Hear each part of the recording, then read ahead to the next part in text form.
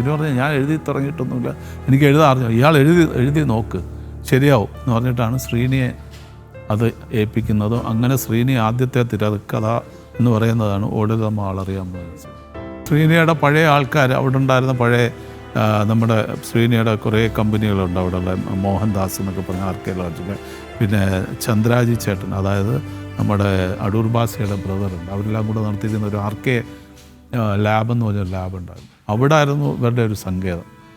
അപ്പോൾ അവിടെയൊക്കെ പോയി നമ്മൾക്ക് ഇവരെയൊക്കെ കാണാനുള്ള ഇതൊക്കെ ഉണ്ടായിരുന്നു. പിന്നെ ആ സൗഹൃദം വളർന്ന് ഇന്നവരെ, അതായത് എത്രയോ പടങ്ങൾ, അത് കഴിഞ്ഞിട്ട് എൻ്റെ സിനിമയാണ് ഒരു പടം ശ്രീനി സ്ക്രിപ്റ്റ് എഴുതിയാണ് അക്കരെ നിന്നൊരു മരം. അതും ഇതുപോലാണ്, ഞങ്ങൾ എല്ലാവരും കൂടെ പെട്ടെന്ന് പ്ലാൻ ചെയ്യുന്ന ഒരു സിനിമയാണ്.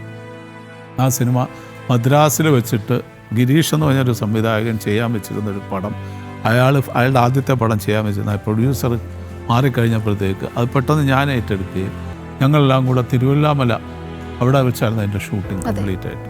മണിയമ്പിള്ള രാജുവാണ് എൻ്റെ ഹീറോ ആയിട്ട്, എൻ്റെ വൈഫ് ഹീറോയിനായിട്ട്.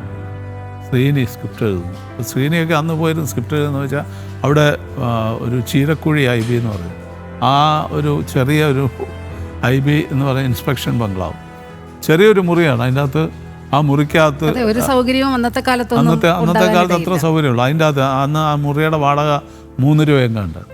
ആ റൂമിൽ താമസിച്ചുകൊണ്ട് ആ താഴെ ഇറങ്ങി ഭാരതപ്പുഴയിൽ കുളിച്ചുകൊണ്ടാണ് അവിടെ ഇരുന്നാണ് ആ സ്ക്രിപ്റ്റ് എഴുതിയത്. ഭയങ്കര രസമുള്ളൊരു സിനിമയാണ്.